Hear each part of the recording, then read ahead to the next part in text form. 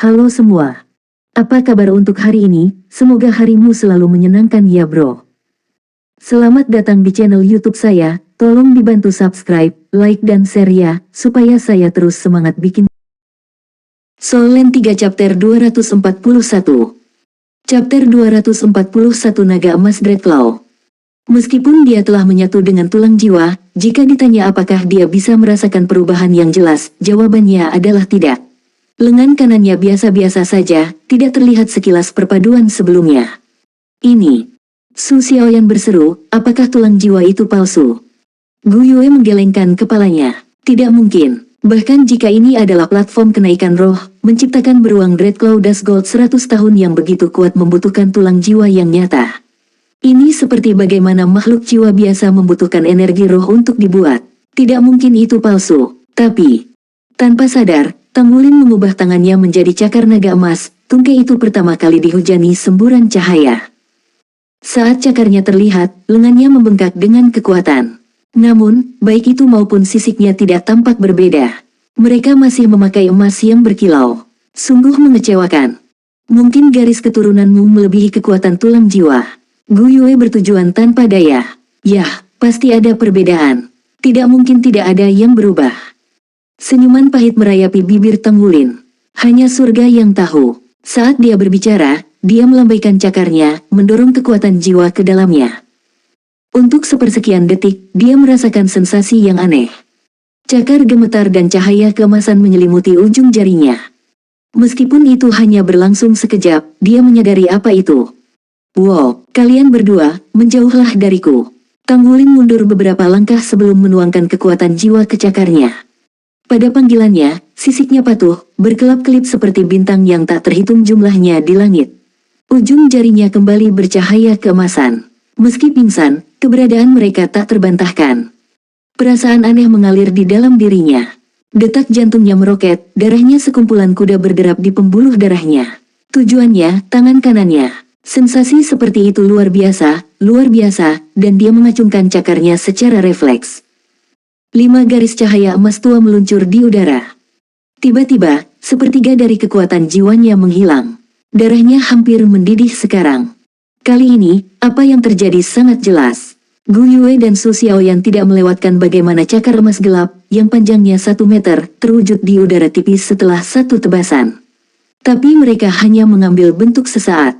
Saya tahu itu tidak mungkin sia-sia. Bagaimana perasaanmu? Gu Yue bertanya, kata-katanya hampir tersandung satu sama lain karena terburu-buru. Kejutan menghantam Tang Wulin seperti sambaran petir saat dia memeriksa tangannya, matanya melebar dan bibir sedikit terbuka. Rasanya seperti kekuatan jiwa melompat keluar dari tubuh saya. Seperti itu memperluas jangkauan serangan cakar saya. Tapi itu menghabiskan banyak kekuatan jiwa, saya sudah turun sepertiga. Ini bahkan lebih menuntut daripada menggunakan cakar naga emas saya secara teratur. Di tengah diskusi mereka, geraman bergema di udara saat sosok giok memuncak dari semak belukar. Itu adalah binatang kurus setinggi 4 meter seperti kadal. Jika bukan karena tubuhnya yang bercahaya, ia akan disamarkan. Tengkorak kadal itu sangat besar dan mulutnya memamerkan deretan gigi bergerigi tajam. Tanduk seperti gigi gergaji duduk di atas kepalanya. Naga merangkak adalah spesies naga darat dengan jumlah darah drakonik yang mengalir melalui pembuluh darah mereka. Mereka memiliki temperamen yang kasar. Ditambah dengan tubuh ramping yang kuat, monster ini memanfaatkan medan untuk menyergap mangsanya. Dibandingkan dengan beruang Dreadclaw Dust Gold, naga merayap bukanlah apa-apa. Tetap saja, itu berada di level yang sama dengan singa iblis yang berkobar. Wulin, ini kesempatan sempurna bagimu untuk mengujinya, kata Gu Yue.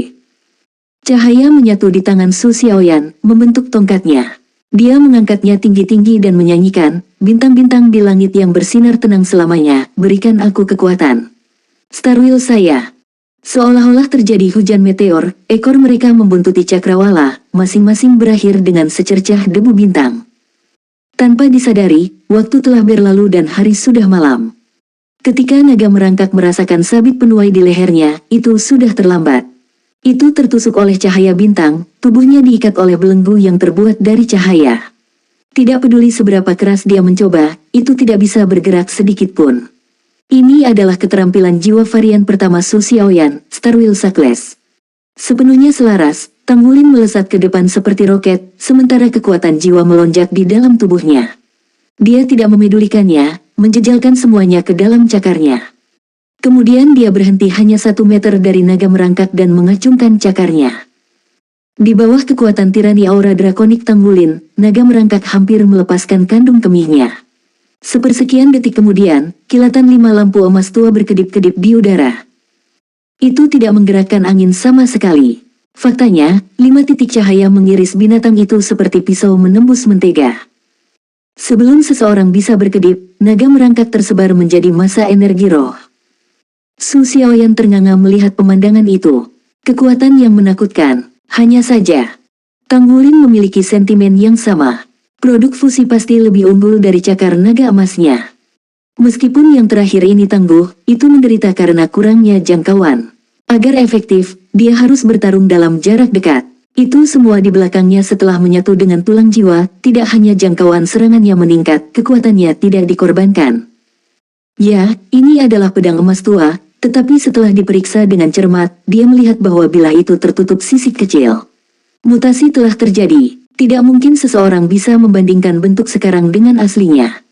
Apa yang membuat Tang Wulin sangat gembira, bagaimanapun, adalah bahwa dia menemukan jarak serangan terkait dengan jumlah kekuatan jiwa yang dikonsumsi.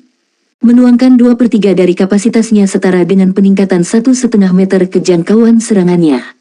Bagian terbaiknya adalah, naga emas Dreadclaw akan tumbuh bersama dengan budidayanya sendiri. Mungkin di masa depan, serangannya akan menjangkau sejauh milik beruang Dreadclaw Dusgold. Memang, Tang Wulin telah memutuskan untuk menamai produk fusi naga emas Dreadclaw. Meski begitu, tenaganya harus dibayar mahal. Dia hanya bisa menggunakannya 2 atau 3 kali per pertempuran sebelum kehabisan kekuatan jiwa, dan itu bahkan tidak dengan kekuatan penuh. Selamat, jangkauan seranganmu meningkat. Gu Yue tersenyum saat dia mendekatinya. Namun, senyuman tidak ada di bibir Tang Wulin. Ayo pergi, kita harus cepat dan memeriksa Xie. Menamparkan tombol di punggung tangan mereka pada saat yang sama, ketiganya menghilang dalam kilatan cahaya. Tidak lama setelah kepergian mereka, sepasang mata hijau giok meledak terbuka jauh di dalam hutan, aura menakutkan menelan seluruh area sekitarnya. Setelah keluar dari kotak logam dan menjernihkan kepalanya, Tang Wulin melesat keluar ruangan. Setelah melihat Xie meringkuk dalam selimut dan bergerak-gerak seperti orang gila, Tang Wulin menghela napas lega. Xie dalam kondisi buruk. Tidak ada keraguan tentang hal itu. Tubuhnya tidak bisa berhenti gemetar, wajahnya yang pucat dibasahi keringat. Wu Zhangkong duduk di sampingnya. Dia mengedarkan kekuatan jiwa ke dalam tubuhnya dengan metode misterius surga untuk menstabilkan kondisinya. Selama dia sadar kembali, semuanya akan baik-baik saja. Setelah banyak petualangan di platform kenaikan roh, mereka tahu ketidakharmonisan di tubuhnya menghilang sesaat. Tang Wulin menyikut Xie sambil tersenyum. Baguslah kau baik-baik saja. Saya khawatir Anda tidak akan bisa mengatasinya. Xie memutar matanya. Bagaimana saya, baik-baik saja. Apakah Anda tidak melihat saya gemetar? Jadi, apakah kamu membunuhnya? Tang Wulin mengangguk. Ya, aku membalasmu. Xie berhasil membuat beberapa orang tertawa. Kalau begitu bagus, kami akhirnya menyingkirkan benda terkutuk itu. Sekarang saya tidak akan dihantui lagi olehnya. Bukan kamu yang membunuhnya, selesu Xiaoyan saat dia dan Gu Yue tiba. Xie berkata, kamu selalu bertengkar denganku. Tidak bisakah kamu bersikap baik padaku bahkan sesaat setelah melihat betapa aku menderita? Su Xiaoyan terkikik. Jika kami membiarkanmu menjadi sombong sekarang, lalu siapa yang tahu betapa sombongnya kamu akan bertindak di masa depan? Xie berkata, jadi kalian tidak menyeberang dan melihat-lihat. Untuk itu, Tang Wulin menggelengkan kepalanya. Kami takut sesuatu terjadi padamu jadi kami bergegas keluar. Oh iya, kita mendapat tulang jiwa tangan kanan milik Dusgold Dreadclaw Bear. Dia terus menceritakan kejadian yang terjadi. Soul Land 3 Chapter 242. Chapter 242 lulus ujian. Wu Zhangkong tidak menyaksikannya meskipun telah ditampilkan di layar, karena dia disibukkan dengan kondisi Xie. Rahang Xie ternganga. Itu mungkin. Tulang jiwa. Anda punya tulang jiwa. Wulin, kau bisa membayarku kembali dengan itu. Gu Yue mengerutkan alisnya. Sekarang kamu mencoba merebutnya. Xie mendengus. Apakah itu tidak bagus? Baiklah. Kalau begitu kau bisa menempa baju besi tempurku untukku, Wulin. Tang Wulin tersenyum kecut. Baik. Awalnya terkejut oleh Xie, Gu Yue mulai tersenyum beberapa saat kemudian.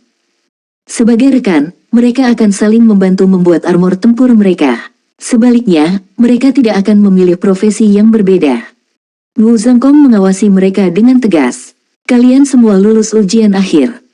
Dengan ujian sekarang selesai, semester pertama dari kelas 4 telah selesai. Perjalanan mereka, bagaimanapun, baru saja dimulai, karena bab selanjutnya dari cerita mereka akan segera membawa mereka ke surga impian mereka. Di sebuah ruangan yang dipenuhi oleh dan berat dengan elemen kegelapan, lingkaran ungu menyala, mengembalikan sebagian dari atmosfer yang menindas. Tuanku, sebuah suara yang dalam berkata dengan hormat, pemiliknya berlutut. Terlepas dari penampilan manusianya, dia memiliki aura yang menakutkan seperti jurang. MN, sosok mungil muncul, pemandangan mata yang sakit di tengah kegelapan yang pekat. Dia memiliki rambut perak yang mengalir ke lantai, dan kedua mata violetnya tampak menembus kegelapan. Apa kemajuannya? Suara lembut terdengar, seolah dari seorang gadis muda. Kami telah mengintegrasikan diri kami sepenuhnya, dan mengumpulkan informasi dari semua pihak. Silakan lihat, kata sosok hitam lembut. MN, dalam sekejap yang membutakan, cakar perak mencengkeram kepala sosok itu. Getaran yang kuat menjalar ke seluruh tubuhnya untuk sesaat sebelum secara bertahap mereda menjadi sedikit bergetar.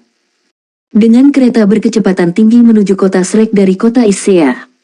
Di kursi kelas 2 yang paling biasa, 4 siswa dari kelas 0 penuh dengan kegembiraan. Ini adalah perjalanan pertama mereka ke tempat yang begitu jauh. Selain itu, perjalanan ini pasti akan mengubah nasib mereka selamanya. Kedua gadis itu duduk di satu sisi sementara Tang Wulin, Xie, dan Wu Zhangkong duduk di sisi lain, dipisahkan oleh lorong tengah. Xie dan Su Xiaoyan berkicau dengan berisik dari waktu ke waktu sementara Gu Yue melihat keluar jendela dengan tenang. Penglihatan Tang Wulin juga diarahkan keluar, tetapi matanya tidak fokus. Dia memiliki banyak hal untuk direnungkan. Wu Zhangkong bersandar di kursinya, mata tertutup, dia tertidur lelap. Saat dia menatap tanpa sadar keluar jendela, Tang Wulin mengingat peringatan yang diterima dari gurunya yang lain sebelum keberangkatannya. Wulin, saya berharap Anda sukses dalam perjalanan Anda ke Akademi Shrek. Namun, Anda tidak bisa mengabaikan latihan pandai besi Anda. Anda harus menempa setiap hari. Dalam 3 tahun terakhir ini, Anda telah membuat kemajuan yang mengejutkan bahkan menurut standar saya. Saya yakin begitu Anda mendapatkan dering ketiga, pemurnian roh secara alami akan mengikuti. Sudah jelas berapa banyak Mu Chen, seorang pandai besi suci, menyetujui Tang Wulin baginya untuk mengucapkan pujian seperti itu. Setelah pulih dari luka-lukanya 3 tahun sebelumnya, Tang Wulin dengan cepat mampu melakukan pemurnian 1000 kelas 1, dan mulai melakukannya untuk logam apapun yang bisa dia dapatkan. Dia telah menyelesaikan ribuan tugas pemurnian kelas 1 yang tak terhitung jumlahnya. Penyempurnaan roh biasanya akan dilakukan setelah pandai besi mencapai tingkat keberhasilan 30% untuk pemurnian 1000 kelas 1. Faktanya, beberapa pandai besi bahkan akan mencobanya sementara hanya memiliki tingkat keberhasilan 10% untuk pemurnian 1000 kelas 1. Sementara itu, Tang Wulin telah mencapai tingkat kesuksesan yang dijamin. Sebagai perbandingan, Mu Chen hanya memiliki tingkat keberhasilan 50% ketika dia pertama kali mencoba penyempitan roh. Sementara situasi Tang Wulin berasal dari kultivasinya yang rendah, dengan bakatnya yang luar biasa untuk menempa, ia dengan cepat mengasah keterampilannya ke tingkat tertentu sehingga ia bisa fokus pada kultivasi.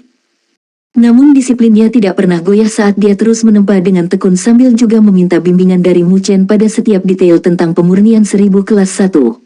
Tousan refinements-nya diasah melebihi kesempurnaan sekarang. Selama 3 tahun terakhir, dia telah mengukir dalam hatinya setiap kekhasan dan properti dari segudang logam. Bahkan Mu Chen menemukan standar seperti itu terlalu keras untuk diterapkan pada siapapun. Dia kesulitan menemukan bahkan kesalahan sekecil apapun pada muridnya yang berbakat ini. Mu Chen tidak menghalangi Tang Wulin untuk pergi ke kota Shrek untuk mengikuti ujian masuk Shrek. Jika dia berhasil lulus, dia tidak hanya akan tumbuh menjadi master jiwa yang kuat di masa depan, dia juga akan menjadi master armor pertempuran.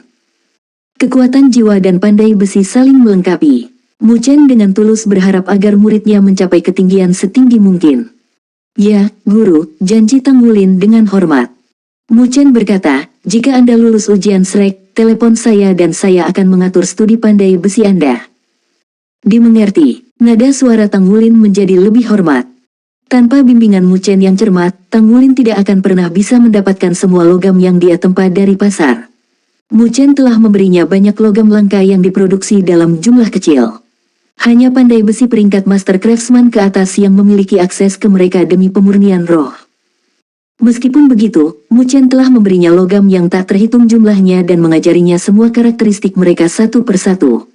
Hanya dengan cara ini Tang Wulin dapat mencapai tingkat keberhasilan 100% untuk pemurnian 1000 kelas 1. Tang Wulin menyadari hal itu, dan mencoba membalas budi sebisa mungkin.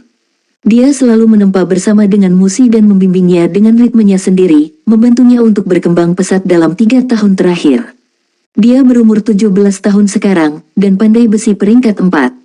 Bagi publik, dia adalah pandai besi jenius nomor 1 di kota Issea. Mu Chen mengusap kepala Tang Wulin. Berhati-hatilah. Bahkan jika kamu tidak lulus ujian masuk, kamu bisa kembali dan aku akan memikirkan cara untuk memasukkanmu ke akademi yang bagus. Terima kasih guru. Tang Wulin memeluk Mu Chen dengan mata berkaca-kaca. Jika dia lulus ujian, lalu siapa yang tahu kapan dia kembali lagi nanti. Pikiran berpisah dengan Mu Chen menyayat hati. Mu Chen terkekeh. Anak bodah, apa yang kamu tangisi? Dengan teknologi jiwa saat ini, tidak bisakah Anda mengunjungi kapanpun Anda mau? Baiklah, ucapkan selamat tinggal kepada kakak perempuan murid senior Anda sekarang. Dia mengalami depresi sejak dia tahu kamu akan pergi. Musi bahkan belum datang ke asosiasi pandai besi dalam beberapa hari terakhir. Dia mulai mengabaikannya ketika dia mengatakan padanya bahwa dia akan pergi untuk mengikuti ujian masuk SLEK. Dia menolak semua panggilannya, dan dia tidak dapat memasuki asrama perempuan. Begitu dia kembali ke akademi, Tang Wulin memutar nomor. Kak Zixin, apakah kakak perempuan murid senior saya di sana? Tang Wulin bertanya. Dia di sini. Kemarilah, jawab Ouyang Zixin. Solen 3 chapter 243. Chapter 243 anak laki-laki dan laki-laki. Setelah jogging bersama selama 3 tahun terakhir, Tang Wulin dan Ouyang Zixin menjadi teman baik. Dia sekarang berada di departemen lanjutan, dan meskipun tidak berbakat seperti Musi, setelah lulus dia akan masuk ke sekolah tingkat yang lebih tinggi tanpa kesulitan. Menurut Musi, Ouyang Zixin adalah perancang mesia berbakat dan darah baru prima yang diharapkan banyak akademi maju untuk diintai. Karena tidak berani berjalan melalui pintu depan asrama putri, Tang Wulin menyelinap masuk dari belakang. Tanpa ada orang yang terlihat, dia memanjat dinding dengan blue silver grass miliknya ke jendela lantai 3. Jendela terbuka lebar, siap untuk dimasuki Tang Wulin. Itu mengarah ke kamar kecil. Untungnya, tempat itu jarang ditempati sepanjang hari.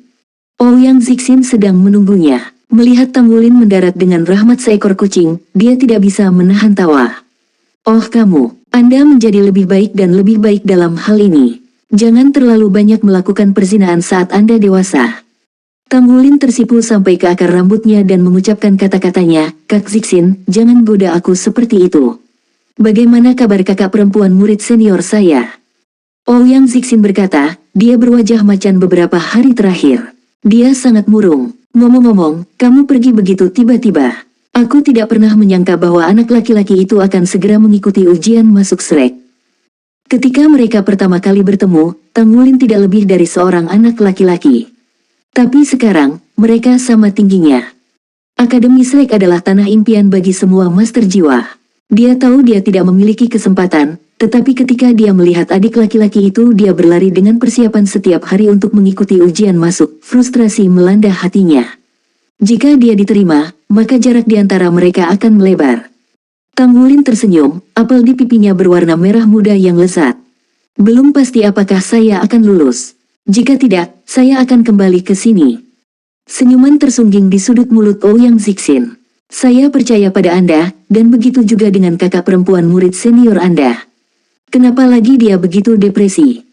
Tang Wulin tercengang. Dia tidak pernah memikirkan ini. Ayo pergi, aku akan membawamu kemari. Ouyang Zixin mengambil mantel dari samping dan meletakkannya di atas tubuhnya. Tang Wulin tersipu di dekat mereka ketika dia meletakkannya di atasnya, aromanya membuatnya lebih merah.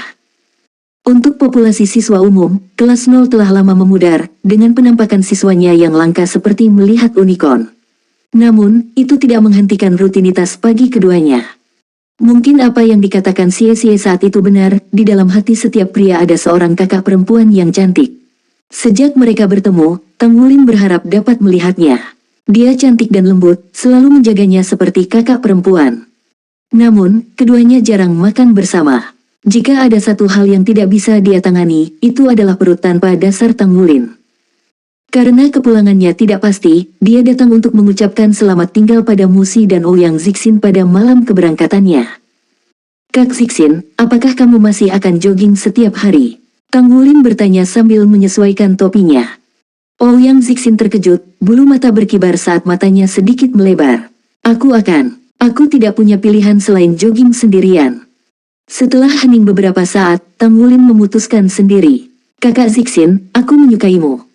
Jeda. Dia terkejut dengan pengakuannya yang tiba-tiba, tetapi senyum manis segera mekar di bibirnya. Dasar anak bodah, kakak besar juga menyukaimu. Tang Wulin tidak menjelaskan dirinya sendiri. Dia tahu bahwa suka dan miliknya berbeda, tetapi berusaha sekuat tenaga, dia tidak tahu caranya. Begitu mereka tiba di sebuah pintu, dia menusukkan jarinya ke pintu itu, berbisik ke telinganya, masuklah. Dia ada di dalam. Jangan bilang padanya aku yang membawamu ke sini. Aku akan pergi sekarang. Terima kasih kakak Zixin. Tang Wulin membuka pintu dan masuk. Saat Ouyang Zixin menyaksikannya dari dekat, emosi berperang di dalam dirinya seperti badai, gemetar, membingungkan. Dia menyukai Tang Wulin. Dia imut, tampan, dan berbakat. Siapa yang tidak menyukai dia? Meskipun Tang Wulin tidak pernah membual padanya, fakta bahwa dia berada di kelas 0 berbicara sendiri. Dia telah mendengar dari Su Xiaoyu betapa menakjubkannya kelas 0 dan bagaimana Tang Wulin kecil yang manis, sebenarnya adalah kapten tim. Sayang dia masih sangat muda. Saya tidak bisa menyukai anak laki-laki yang jauh lebih muda dari saya. Anak perempuan lebih dewasa daripada laki-laki. Tidak mungkin dia tidak mengerti artinya dalam pengakuan Tang Wulin. Meski begitu, dia hanya bisa berpura-pura cuek. Jika tidak, itu bisa mempengaruhi persahabatan mereka. Kamu pasti akan menemukan gadis yang cocok untukmu di masa depan. Andai saja saya 4 atau 5 tahun lebih muda, mungkin saya akan merebut Anda. Saya berharap yang terbaik di jalan Anda. Tanpa pamit, Ouyang Zixin berbalik dan pergi, berpura-pura air mata berkilauan yang mengalir di pipinya yang halus hanyalah hisapan jempol dari mimpi. Di dalam ruangan, Musi berdiri di dekat jendela, mengintip melalui kaca bening dengan tangan di sakunya. Dia tinggi untuk seorang gadis. Faktanya, bahkan jika Tang Wulin memiliki lonjakan pertumbuhan sekarang, dia mungkin tidak akan bisa mengalahkannya. Zixin, Musi bertanya datar. Tang Wulin berhenti di tempatnya, memanggil dengan nada lembut, kakak murid senior.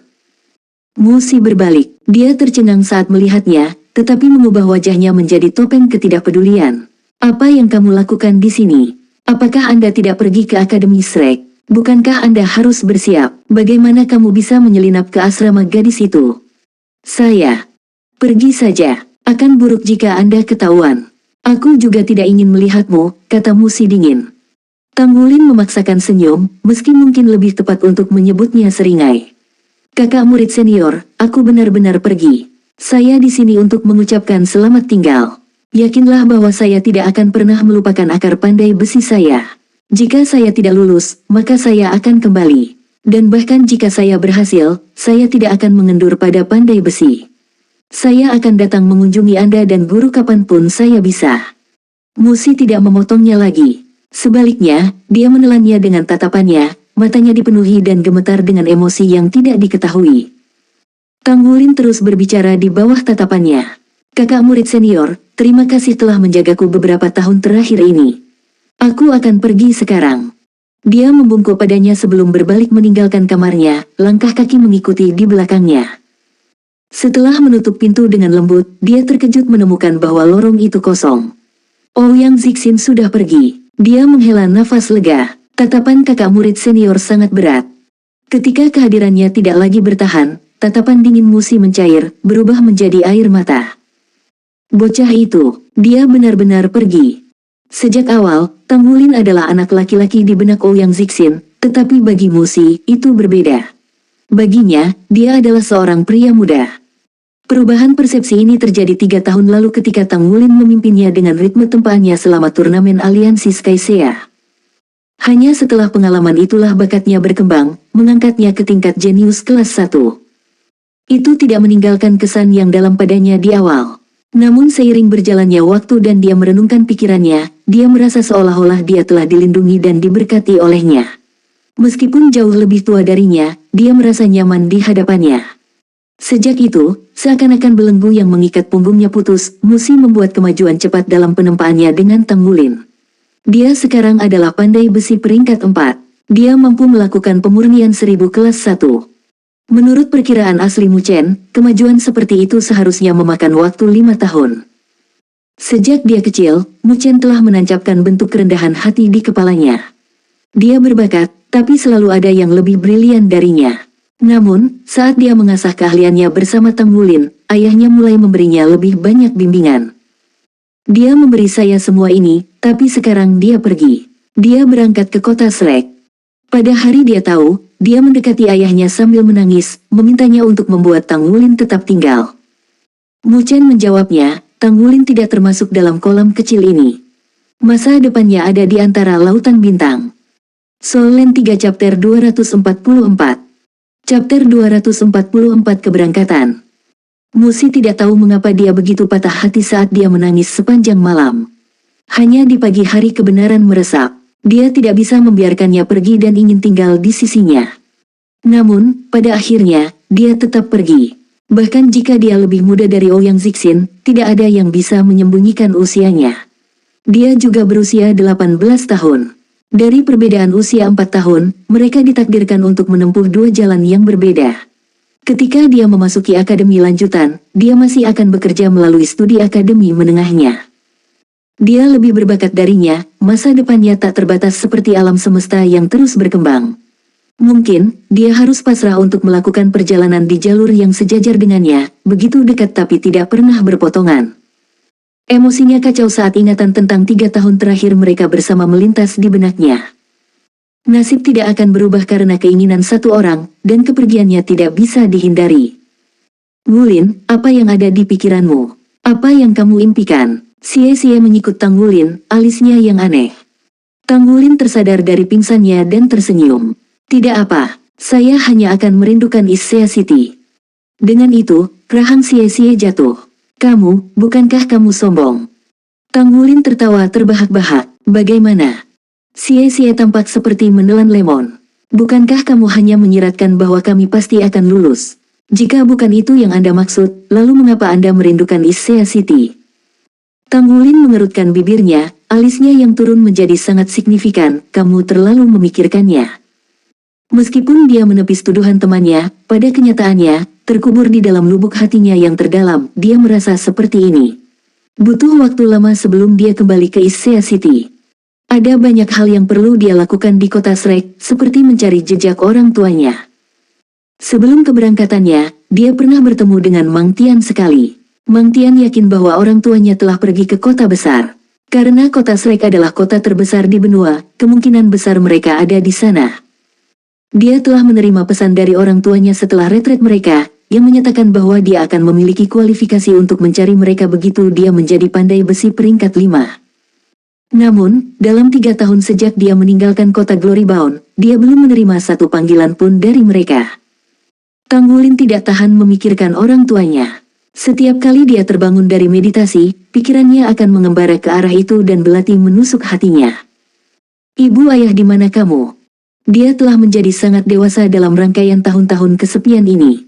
Tekadnya menajam seperti pisau. Mang Tian tidak mengatakan apa-apa, tetapi jelas ada sesuatu yang terjadi. Tidak ada berita adalah kabar baik, sampai bukan. Jika orang tuanya baik-baik saja, maka tidak ada alasan untuk tidak menelponnya. Setidaknya, mereka seharusnya bisa berhubungan dengan Mang Tian.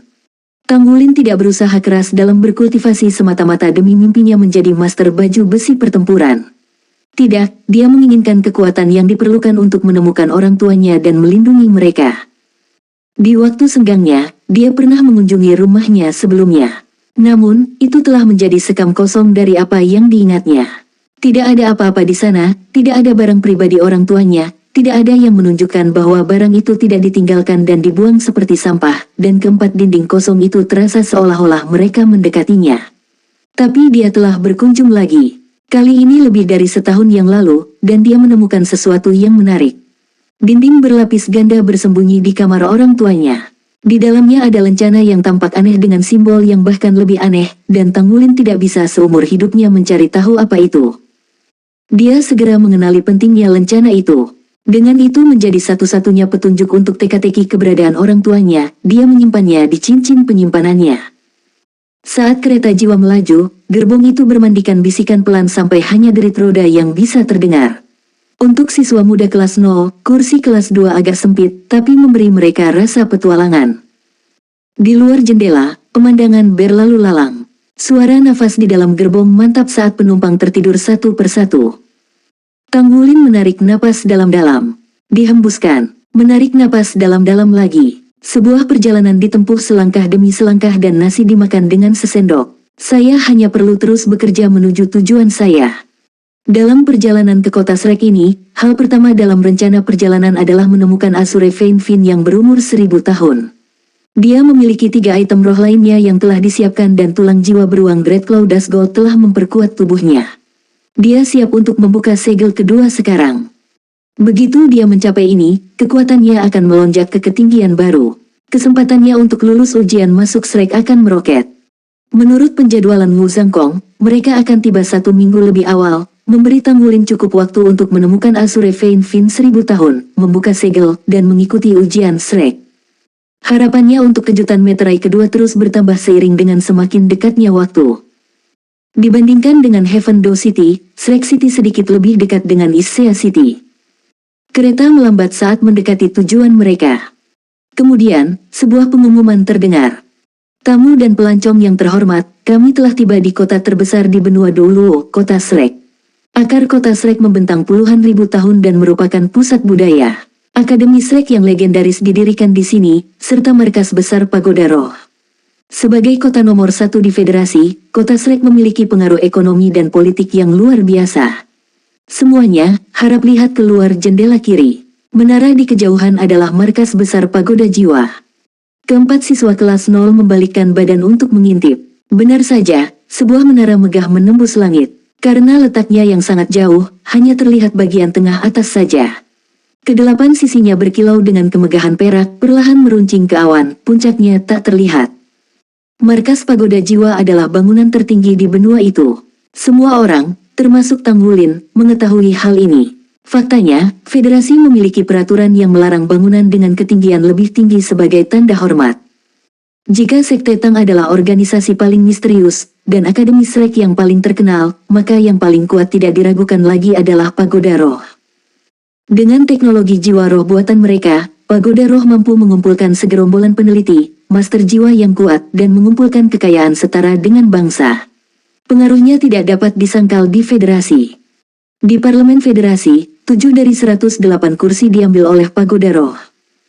Ini bahkan tidak memperhitungkan anggota parlemen yang berada di bawah pengaruh mereka. Kota Shrek benar-benar melampaui dunia biasa. Deretan bangunan yang menarik mengelilingi menara. Baik bangunan kuno maupun modern berdiri berdampingan, pemandangan yang aneh. Itu berbeda dari udara kuno Heaven Door City dan aroma logam segar Issea City. Kota Shrek terasa seperti tempat peleburan yang luas. Batasnya melampaui apa yang bisa dilihat mata. Setelah memasuki kota, kereta melaju selama 1 jam lagi sebelum berhenti. Sepanjang hidupnya, Tang Wulin tidak pernah melihat stasiun kereta yang lebih besar dari ini. Itu setidaknya 5 kali lebih besar dari Heaven Door City dan Issea City. Atap kubah besar berdiri di atas mereka, ditandai dengan arsitektur sederhana. Patung-patung tersebar di seluruh stasiun untuk dikagumi para pelancong.